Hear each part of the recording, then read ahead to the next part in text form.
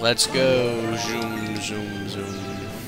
Okay. And actually that brings me to a separate point. I do really like the purple coin missions because they do let you get, in some cases like this, they do let you just explore whatever the crap you want.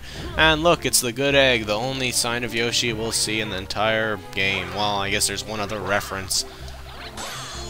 But, I don't know, I guess they just figured Yoshi would be too scary for casual gamers who weren't familiar with Mario. I'm glad he's in Galaxy 2, but at the same time, I'm kind of upset it isn't a Karibu shoe or a Fawful Dino.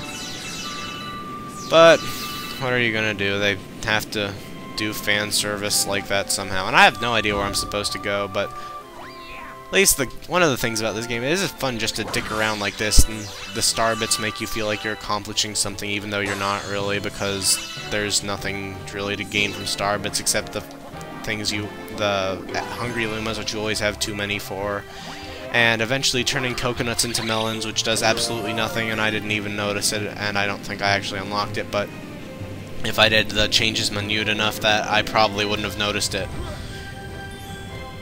Okay, so there's just a lot of little things like this that make you feel like you're exploring, but you're not really, but I do like it. And when I first was replaying this to prepare for the Let's Play, it occurred to me that Mario Sunshine did not have any blocks like that in it. That is kind of weird.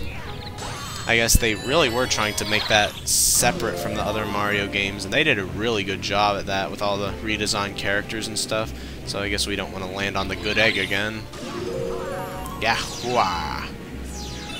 I really think Luigi has better voice acting than Mario. I'm not sure, it might just be that I like Luigi a lot better than Mario, hence the fact that I have my username partially based on Luigi. But I'm not really sure where I was going with that, but yeah, Mario has good... Yeah, they really did a lot better job at voice acting in this than they did in Mario Sunshine, because everything Mario said in Sunshine was basically the same, although I did like how weak Mario had depressed sound effects. But this is a Galaxy Let's Play, not a Sunshine voice acting critique.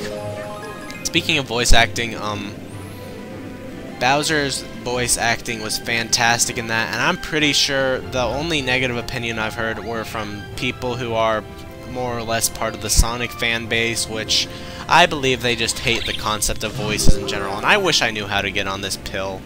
I'm supposed to get on this pill, and I do not know where to get onto it, how, for...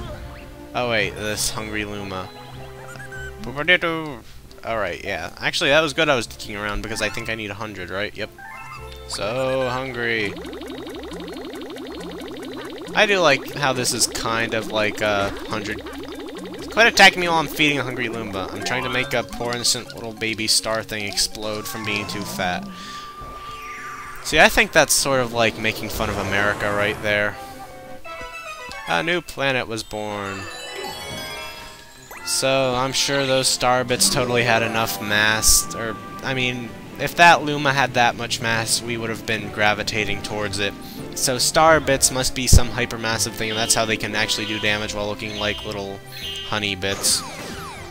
Actually, they look like star bits, but, later, spoilers, they taste like honey. Don't hurt me if you... I think the game's been long enough that such important plot points would be known. And there are crates again, because crates have to be in every video game.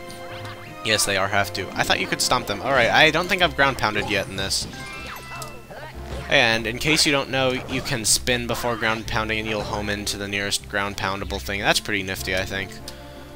I did not figure it out until I was like completely done with the game. But it's still pretty helpful if you're trying to ground pound a boss or something and it's just a little too difficult. But of course in like the hardest ground pounding scenarios, which would be with spraying Mario or Luigi in my case, you cannot spin, so you're kind of screwed if you're having trouble aiming. Anyway, I do like these sections, even though they don't make any sense. I can suspend disbelief for artificial gravity in something with glowing lights, because that makes more sense than just natural planets somehow having infinite gravity. Or I guess not infinite. But yeah, this is a perfect example of how Luigi breaks everything. I just went through this entire bloody part backwards and just dicking around. Luigi's good at that. Space Goombas are too bouncy. You could get a 1-up, but I am far too manly to lose any lives. And we get over to one of the most fun... that is a bright star. I forgot that I did that. Anyway, there is a way to get to this by long jumping. Oh, wow, I'm pretty frigging rad. I am pretty frigging rad, folks. Wow, I was not expecting that to work the first time. I just gonna show off how that has horribly glitchy gravity and you like just flip around random all the time. And sometimes you can eventually flip into the star, but apparently if you're as radical as I am, that works as well. And we just unlocked the B galaxy, but I don't want to go to the B galaxy. I want to finish up this galaxy. Yes, I will save my game because this Let's Play needs an extra 5 seconds tacked onto it every time I get a star.